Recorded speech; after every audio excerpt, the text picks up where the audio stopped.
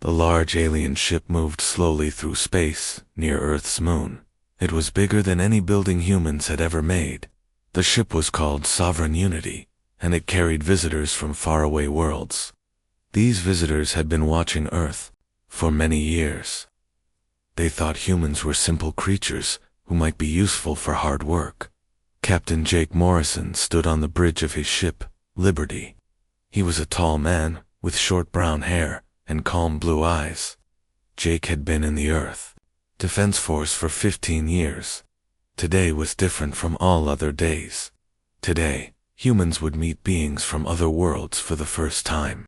"Captain, we're getting a message from the alien ship," said Lieutenant Amy Stone. She was young, maybe 25 years old, with red hair and green eyes. Amy worked with communications and languages. She was nervous, but excited. Jake nodded. "Put it on the main screen." The screen showed a strange being. It had blue skin and 4 arms. Its head was bigger than a human head, and it had no hair. When it spoke, the words came out in perfect English, but the voice sounded like metal scraping against metal. "I am Ambassador Zextera of the Krillian Empire," the being said. "We speak for the Galactic Council. Your species has reached the level where we can talk to you. We invite you to board our ship." Jake looked around his bridge. His team was small, but good. Dr. Lisa Park was their science expert. She was a smart woman who studied life forms. Commander Ryan Bell was their military leader, a big man who always stayed calm in danger, and Amy Stone would help them talk to the aliens. "We accept your invitation," Jake said to the screen. "We will come to your ship in 1 hour." The aliens' face did not change. "Good. We will prepare a meeting room." When the screen went dark, Jake turned to his team. "This is it, everyone. We're about to make history." Dr. Park pushed her glasses up her nose. She was excited but worried. "Captain, we don't know anything about their culture. What if we do something wrong?" "We'll be careful," Jake said. "Just remember, we represent all of humanity today." An hour later, their small shuttle approached the huge alien ship. The ship was dark gray with strange lights running along its sides. As they got closer, a door opened in the side of the ship. The door was big enough for their shuttle to fly inside. "Well, here we go," Ryan said. He checked his weapon, even though they had agreed to meet peacefully. They landed inside a large room. The air was different. It smelled like metal and something else they could not name. Alien beings waited for them. Jake counted 12 different types of creatures. Some looked like large insects. Others looked like rocks that could walk. One group had too many arms and legs to count quickly. Ambassador Zexthara stepped forward. Up close, the alien was even stranger. Its blue skin seemed to shine, and its 4 arms moved in ways that looked wrong to human eyes. "Welcome to our ship," Zextera said. "Come, we will show you to the meeting room." As they walked through the ship, Jake noticed something odd. The aliens all moved in very straight lines. They did not look at each other. They did not make small talk. Everything they did seemed planned and exact. The meeting room was huge and white. A long table sat in the center with chairs that looked uncomfortable. The human team sat on one side. 12 different aliens sat on the other side. "We will speak plainly," Zextera said. "Your species is new to space travel. You are not advanced, but you can be useful." Dr. Park leaned forward. "Useful how?" "Manual labor, resource gathering, simple tasks that more advanced species should not waste time on." Jake felt his face get hot with anger, but he kept his voice calm. "What do we get in return?" "Protection, technology, the right to exist in our galaxy." The alien made it sound like they were being generous. Jake looked at his team. Amy was frowning. Ryan's hand was near his weapon. Dr. Park was taking notes and watching the aliens carefully.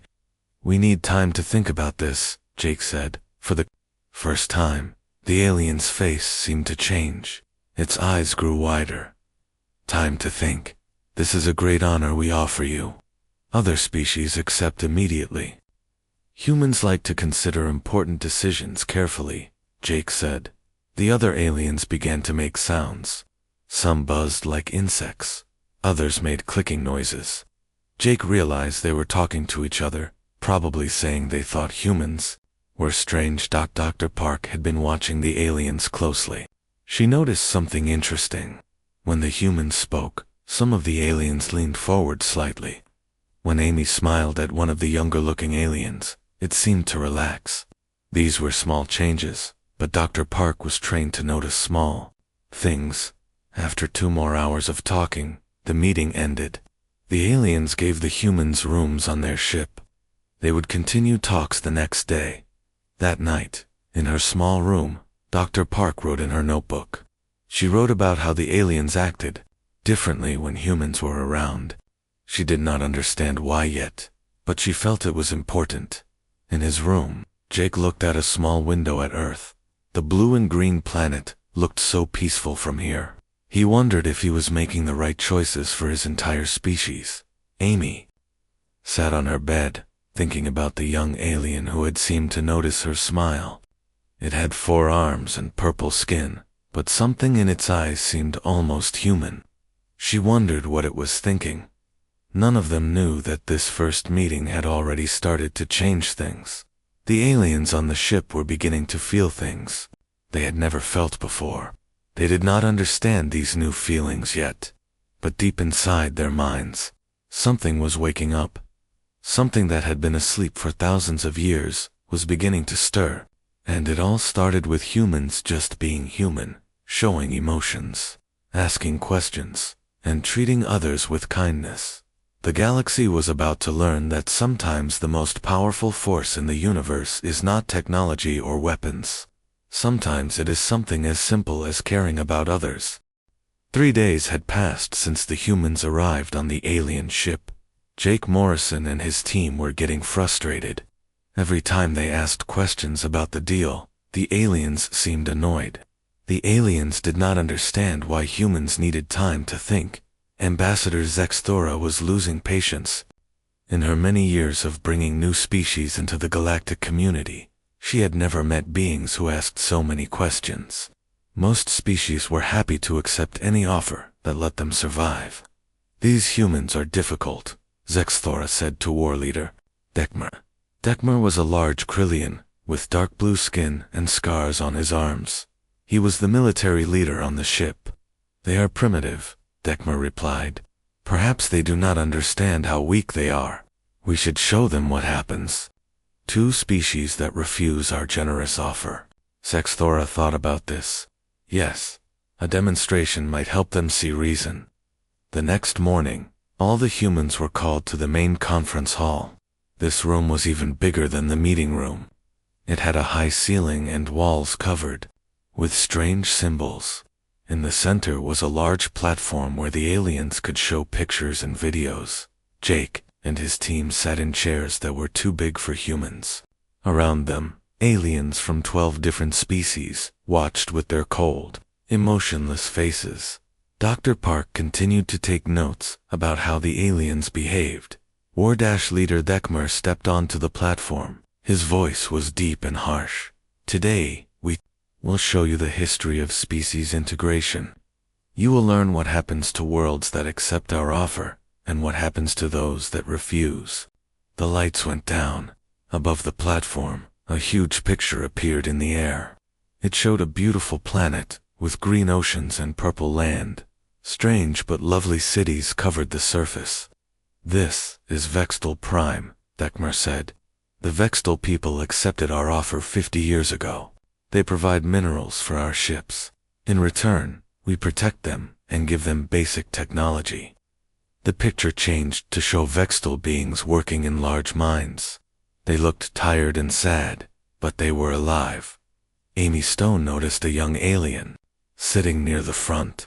It had purple skin and looked like it might be one of the Vextal people. The alien's name was Vextal, named after his homeworld. He was an aide to Ambassador Zexthera. Amy saw that he was watching the pictures of his people very carefully. Now, Dekmer continued, we will show you what happens to species that refuse our generous offer." The picture changed. Now it showed a different planet. This one was red and dead. No plants grew on its surface. No cities could be seen. Smoke rose from deep holes in the ground. "This was Corvette 7, Dutchmer said. His voice showed no emotion at all. "The Corvette people thought they were strong enough to refuse us. They said they did not want to join the galactic community." Amy felt her stomach twist. She could guess what had happened to the Corvette people. The picture changed again. Now it showed the same planet before it was destroyed. Cities, full of life, covered the land. Billions of beings had lived there. Then the picture showed how those cities were turned to ash in a matter of hours. Dr. Park put her hand over her mouth. She had seen war before, but this was different. This was the murder of an entire world. Commander Ryan Bell's face turned red with anger. His hands made fists, but he stayed in his chair. Captain Jake Morrison felt sick. These aliens had killed billions of innocent beings just because they said no to slavery. But it was Amy Stone who had the strongest reaction. As she watched the pictures of a dying world, tears began to form in her eyes. She thought about all the children who had died. She thought about families torn apart. She thought about the fear those people must have felt in their last moments.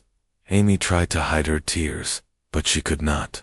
This was too horrible to watch without feeling something. War-Leader Thekmer continued his presentation as if he was talking about the weather. "The choice is simple. Accept our offer and live. Refuse it and die. Most species are smart enough to choose life." Amy looked around the room. All the aliens sat perfectly still. Their faces showed no emotion at all. They had watched the destruction of an entire world and felt nothing. How was that possible? Then Amy's eyes met those of the young alien named Vextal. He was looking at her, and she could see that he had noticed her tears. Without thinking, Amy did something very human. She smiled at him. It was not a happy smile. It was a sad smile that said, "I know you are hurting too. You are not alone." It was the kind of smile humans give when they want to comfort someone who is in pain. Vextal had never seen anything like it. In his entire life, no one had ever looked at him with such understanding. In Krillian culture, emotions were considered weakness. Showing pain or sadness could get you punished or killed. But this human female was showing him kindness. She was telling him, without words, that his pain mattered to her. Something strange happened inside Vextal's mind. For the first time in his life, he felt what humans call compassion. The feeling was so strong and so foreign that he could barely breathe. Vextal grabbed his chest and stumbled backward. Other aliens turned to look at him, confused. Krillians did not show weakness in public, but Vextal could not control what was happening to him. The feeling spread through his body like fire. Suddenly he understood something he had never understood before. The beings in those pictures had felt fear. They had felt pain. They had loved each other, just like this human seemed to care about him. The realization hit him like a physical blow. His people, the Krillian Empire, were not bringing order to the galaxy. They were spreading death and suffering. Other aliens in the room began to notice that something was wrong. A few of them started to feel strange themselves. The Zephyrians, who prided themselves on pure logic, began to question whether destroying entire worlds was truly logical. The Vorthok warriors, bred for violence, started to feel uncomfortable about the pictures of dead children. War Leader Vekmer stopped his presentation. "What is wrong with you all?" he demanded. But no one could answer him. They did not understand what was happening to them. Amy Stone had no idea that her simple act of kindness had just started a revolution. She only knew that she felt sorry for the young alien who seemed to be in pain.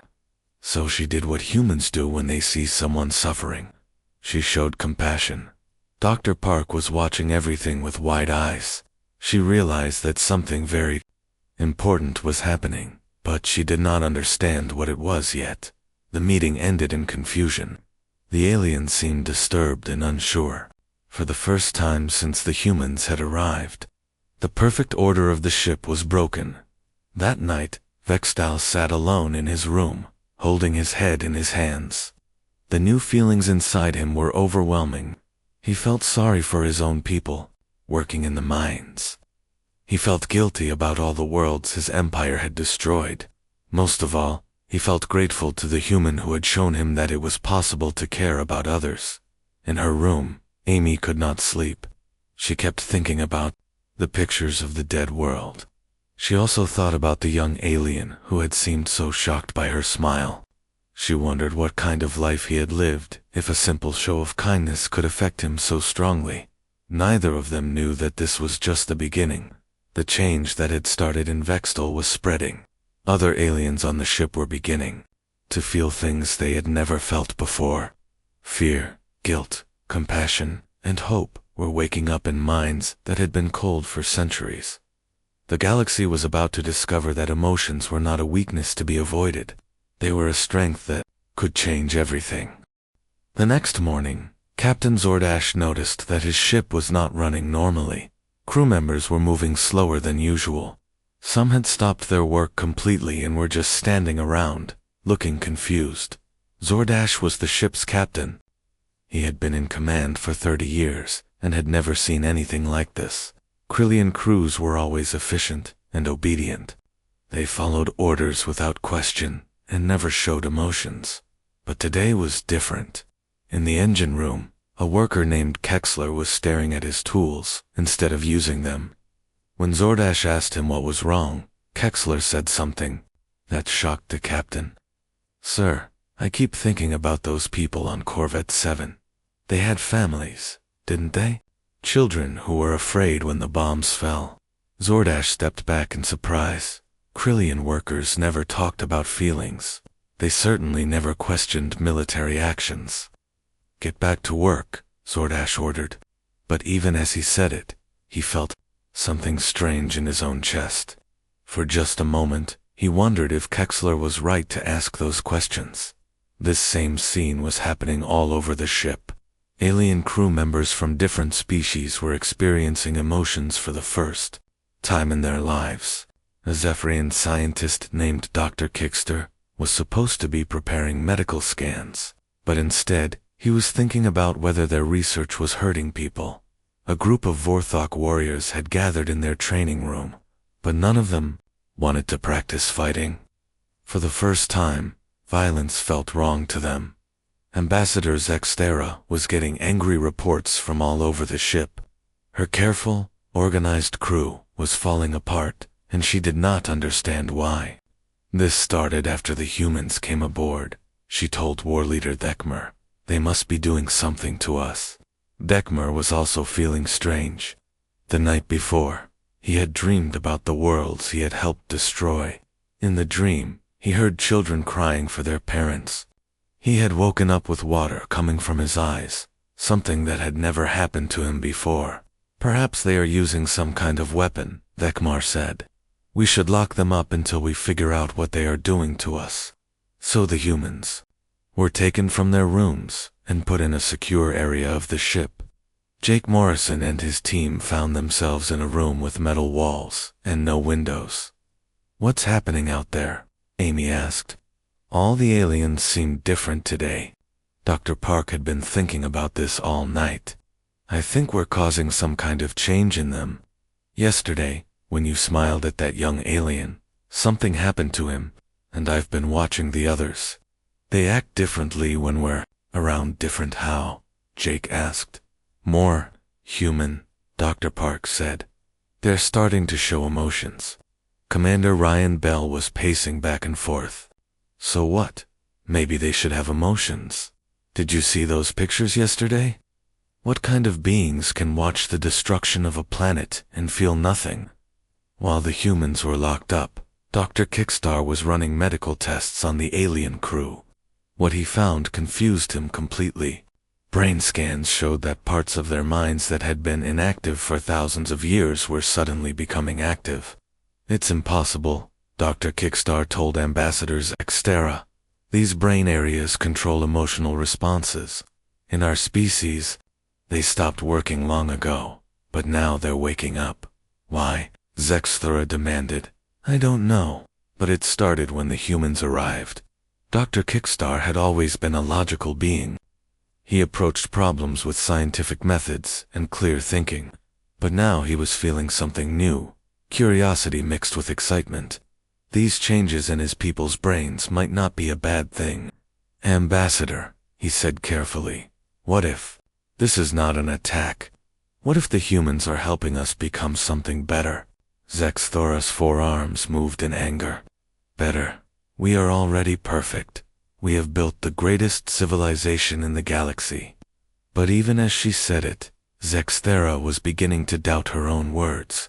Was a civilization really great if it could destroy entire worlds without feeling anything? Young Vextel had spent the whole night thinking about the human female who had smiled at him. He had never experienced kindness before, and it had changed everything about how he saw the world. He went to find the humans in their locked room. The guards tried to stop him, but Vextel had an idea that surprised even himself. Please, he said to the guards. I need to talk to them. The word please had never been used by a Krillian before. They gave orders and followed orders. They did not ask for things politely. The guards were so confused that they let Vextel pass. When Vextel entered the human's room, Amy Stone looked up at him with the same kind eyes she had shown him during the presentation. Hello, Amy said gently. Are you okay? You seemed upset yesterday. Vextel had never been asked about his feelings before. I don't understand what is happening to me. After you smiled at me, I started feeling things I have never felt before. Dr. Park leaned forward with interest. What kind of things? Sadness for the people who died, guilt about what my people have done, and something else, something warm when I look at you humans. That's empathy, Dr. Park said softly. It means you care about others. Vextel repeated the word slowly. Empathy. We don't have a word for that in our language. Maybe you're supposed to, Amy said. Maybe all beings are supposed to feel empathy, but your people forgot how. As they talked, more aliens began to gather outside the room. They could hear the conversation, and they wanted to understand what was happening to them too. War leader, Vecmer arrived with a group of soldiers.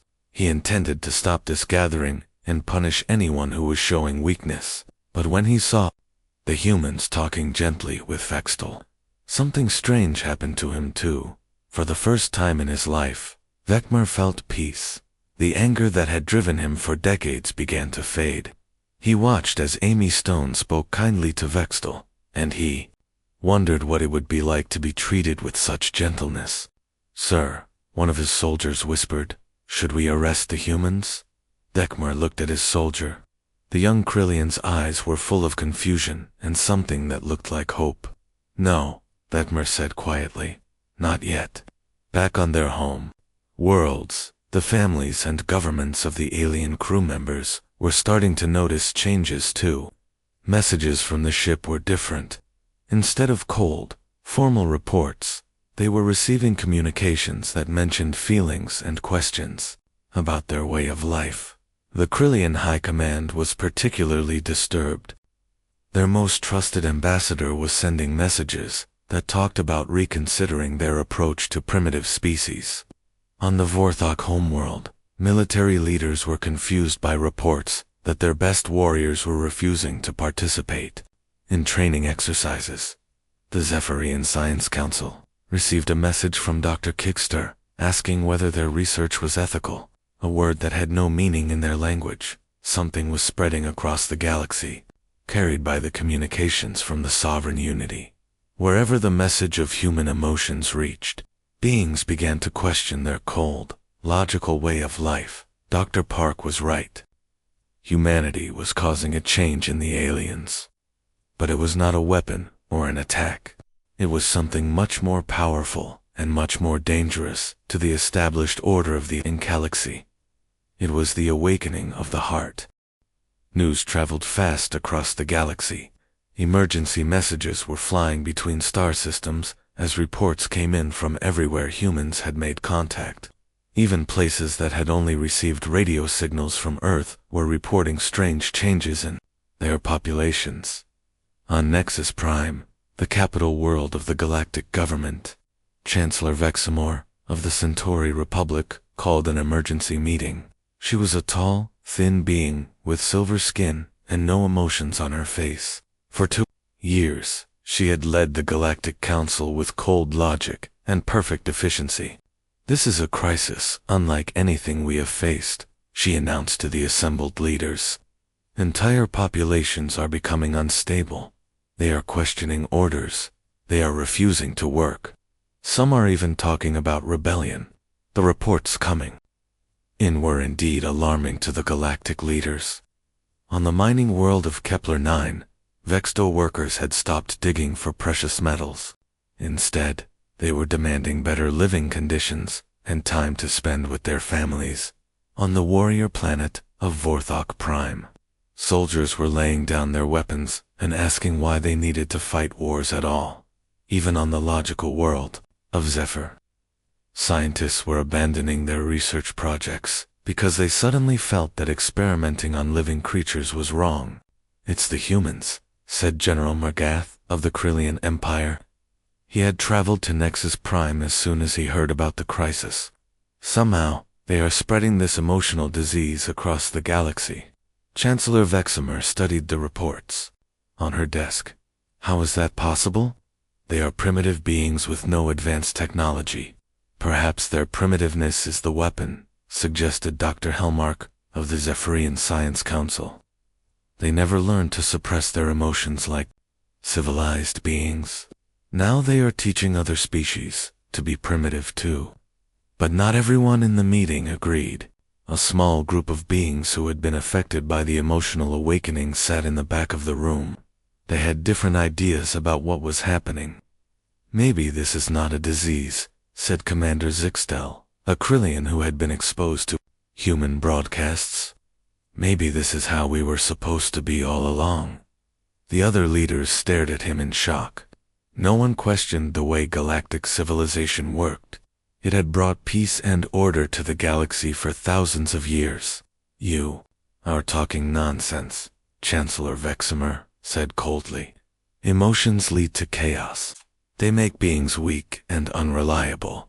Our civilization is successful because we eliminated such primitive responses." Commander Zixtel felt something he had never experienced before, the courage to disagree with authority. "But what if we eliminated something important? What if emotions are not weakness, but strength?" The room erupted in angry voices. Half the leaders demanded that Zixtel be arrested for spreading dangerous ideas. The other half, those who had been affected by human influence, began to support him. Meanwhile, aboard the Sovereign Unity, the situation was getting worse for the original alien crew. Captain Zordash could barely maintain order. His bridge crew was spending more time talking about their feelings than doing their jobs. Navigation.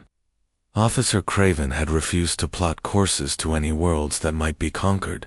"Those people have the right to live free," he declared. Communications Officer Veltar was sending unauthorized messages to alien worlds, warning them about what the Galactic Council really wanted. Even War Leader Vecmer was changing. The fierce warrior who had shown the humans pictures of destroyed worlds now spent his time asking Dr. Park questions about human history and culture. "How do humans solve conflicts without violence?" he asked during one of their conversations. Dr. Park smiled at the question. "We don't always avoid violence. Humans have fought many wars, but we've learned that talking and understanding each other works better than fighting." Understanding, Vecmer repeated the word like it was something precious. "In all my years as a warrior, no one ever taught me about understanding enemies." The humans were no longer locked up. The alien crew had decided that keeping them prisoner felt wrong. Instead, they had become teachers, helping the aliens understand their new emotions. Captain Jake Morrison found himself in the strange position of being a counselor to beings who had never needed emotional support before. I don't understand why. I feel sad when I think about the workers in our mines, young Vextel said to Jake. They are fed and housed. They are alive. Isn't that enough? Jake thought carefully before answering. Being alive is not the same as living. Humans believe that everyone deserves freedom, dignity, and the chance to be happy. Happy, Vextel said. Another word we don't have in our language. Amy Stone was working with the ship's medical staff, helping them understand that emotions were not a sickness to be cured. Dr. Kickstar was particularly interested in her explanations. On your world, do all humans feel these emotions? He asked. Yes, Amy replied. From the time we are babies, we learn to laugh and cry and love and fear. It's part of what makes us human, and you still manage to build cities and travel in space and create art. Amy nodded. Emotions don't make us weak, they make us stronger. When humans love someone, they will work harder to protect them. When we feel sad about suffering, we try to stop it. When we feel joy, we want to share it with others. Dr. Kickstar was amazed. His people had always believed that emotions would destroy their ability to think clearly, but these humans were proof that thinking and feeling could work together. The crisis reached its peak when reports came in of actual rebellions on several worlds. On Krylia Prime, the homeworld of the Krylian Empire, workers were marching in the streets demanding an end to the conquest of other worlds. On Vorthok Major, the military academy had shut down because cadets refused to learn how to kill efficiently. The Zephyrian research stations had stopped all experiments involving living subjects because the scientists suddenly felt that causing pain was wrong. Emergency. Council meetings were being held every day on Nexus Prime. The leaders were split into two groups. One group wanted to destroy Earth and eliminate the source of the infection. The other group, made up of beings who had been exposed to human emotions, wanted to learn more about these new feelings. We must act quickly, Chancellor Veximer announced during one meeting. If this emotional plague continues to spread, our entire civilization will collapse. But Commander Zixtel stood up and spoke with new confidence. Maybe our civilization needs to collapse. Maybe we built something that was never meant to last. The room fell silent. No one had ever suggested that their perfect galactic order might be wrong. For thousands of years, we have believed that logic without emotion was the highest form of evolution, Zixtel continued. But these humans show us beings who have both logic and emotion, and they are not weak. They are strong in ways we never imagined. Chancellor Veximer's silver face showed the first emotion she had felt in decades, fear. Not fear of the humans, but fear that everything she believed might be wrong. The decision has been made, she announced. The humans will be eliminated. Earth will be destroyed. The infection will be stopped. But as she gave the order, half the beings in the room stood up and walked out. For the first time in galactic history, the council was divided. The galaxy was splitting into two sides. Those who wanted to keep their cold, logical civilization, and those who wanted to learn what it meant to feel. And at the center of it all were for humans on an alien ship, teaching the universe that the greatest strength was not the power to destroy, but the power to care. The order came through on the ship's communication system at exactly noon, ship time. Ambassador Zexara received the message directly from Chancellor Veximer herself. Execute the humans immediately. Destroy Earth. End this infection before it spreads further. Zextera looked at the message for a long time. 3 weeks ago, she would have followed the order without question. But now, something felt wrong about it. The humans had not hurt anyone. All they had done was show kindness to others. She called War Leader Thekmer to her office. When he arrived, she showed him the order. We must kill them, she said, but her voice lacked its usual certainty. Thekmer read the message. He thought about Captain Jake Morrison, who had treated him with respect, even after seeing the destroyed worlds. He thought about Dr. Lisa Park, who had patiently answered all his questions about human culture. He thought about Amy Stone, whose simple smile had started all of this. "No," Vecmer said quietly. Sexthera stared at him. "What did you say?" "I said no. I will not kill innocent beings. Not anymore." It was the first time in galactic history that a Krillian warrior had refused a direct order from High Command. Zextera reached for her communication device to report Vecmer's disobedience. But before she could send the message, Captain Zordash entered her office. "Ambassador," he said, "I cannot allow the humans to be harmed. My crew will not permit it." "Your crew follows your orders," Sextara reminded him. "Not anymore," Zordash replied. "We follow our hearts now." At that moment, Amy Stone was in the ship's main communication center, working with the alien technicians to send a message to Earth. She wanted to tell her homeworld what was happening in the galaxy, but when she sat down at the communication console, she realized she could reach more than just Earth. "Can this system broadcast to the entire galaxy?" she asked the technician, a young Zephyrian named Tekvar. "Yes," Tekvar replied, "but only the Council is allowed to use galaxy-wide broadcasts." Amy looked at him with the same gentle expression she had shown Vextal weeks ago. "Will you help me anyway?" Tekvar felt the now familiar warmth in his chest when humans looked at him that way. "Yes, I will help you." Within minutes, Amy's voice was being broadcast to every inhabited world in the galaxy. Billions of beings stopped what they were doing to listen to this human who had changed so much already. "My name is Amy Stone," she began. "I am a human from the planet Earth. I want to tell you a story." Amy did not talk about politics or military power. She did not make threats or demands. Instead, she told the galaxy about her life. She talked about her childhood on a farm, where she learned to care for animals and plants. She spoke about her family, who had taught her that every living thing deserved kindness. She described the sadness she felt when loved ones died, and the joy she felt when new life was born. She talked about human wars and the terrible things people had done to each other.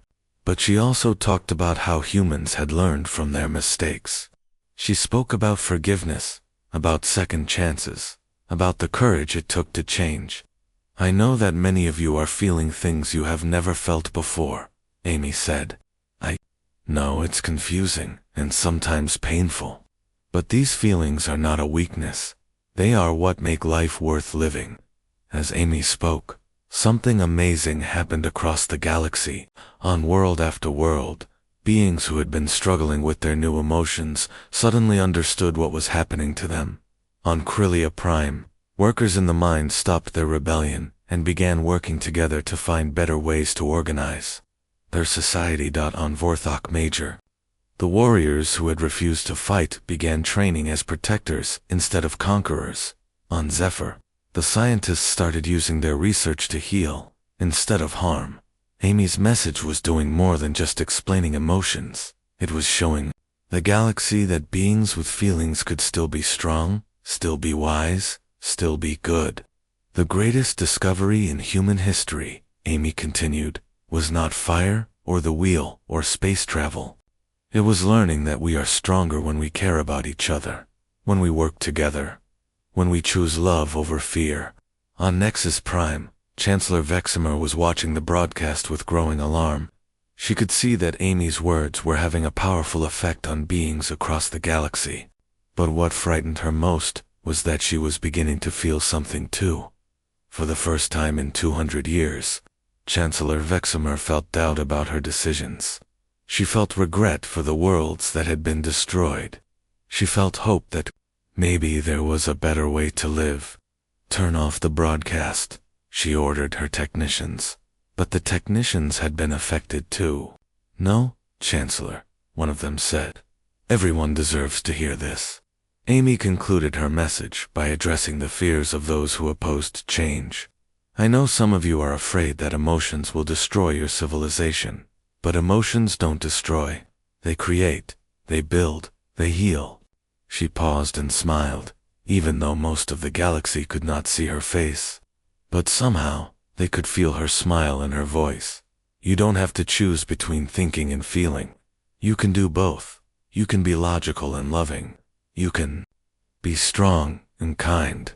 You can build a civilization that protects life instead of destroying it. When the broadcast ended, the galaxy was silent for several minutes. Then, something beautiful began to happen. On world after world, beings began to put down their weapons. Workers left their forced labor and started building communities. Scientists turned their research toward healing and exploration instead of conquest. The rigid structure of galactic civilization began to crumble. But instead of chaos, something better took its place. Species that had been enemies for centuries began to talk to each other. Worlds that had been enslaved declared their freedom, and other worlds helped them instead of stopping them. On the Sovereign Unity, Ambassador Zexthera sat in her office, holding the order to execute the humans. Slowly, she deleted the message without carrying it out. Captain Jake Morrison and his team were brought to the ship's main meeting room one last time. But this meeting was different from the first one. The aliens who gathered there were no longer cold and emotionless. They looked at the humans with gratitude and respect. "You have given us something we didn't know we were missing," Vextel said to Amy. He was no longer just an aide. His people had chosen him as their new leader because he understood the value of compassion. "We want to learn more," said Dr. Kix. "Will you teach us?" Jake looked around the room at beings who had been enemies just weeks ago and were now friends. "We'll learn together," he said. The humans returned to Earth as heroes, but not because they had won a war. They had won something much more important. They had given the galaxy its heart back. A new galactic charter was written, based on cooperation instead of conquest. Humanity was not only accepted as an equal member of the galactic community, but was asked to establish schools throughout the galaxy, where beings could learn about emotions and empathy. Amy Stone became Earth's first ambassador of understanding. Her job was to travel to worlds where beings were still learning how to feel, helping them through the transition from cold logic to warm wisdom. Years later, Amy stood before a gathering of representatives from 1,000 worlds. They came from every corner of the galaxy, and each one of them had learned to smile as she looked out at their faces. Faces that had once been cold and empty, but were now full of life and warmth. Amy smiled back. It was the same gentle smile she had given to Vextel on that first day. But now it was reflected back to her by thousands of beings who had learned that caring about others was not weakness, but the greatest strength of all. The galaxy had learned that the most powerful force in the universe was not technology or weapons or the ability to destroy. It was something much simpler and much more profound. It was love. And it all started with one human who dared to smile at a stranger and show him that he was not alone. Humanity's hidden power had been unleashed, and it had changed everything. Not through force or violence, but through the simple act of caring. One smile had indeed changed everything, proving that sometimes the smallest gesture can transform the entire universe.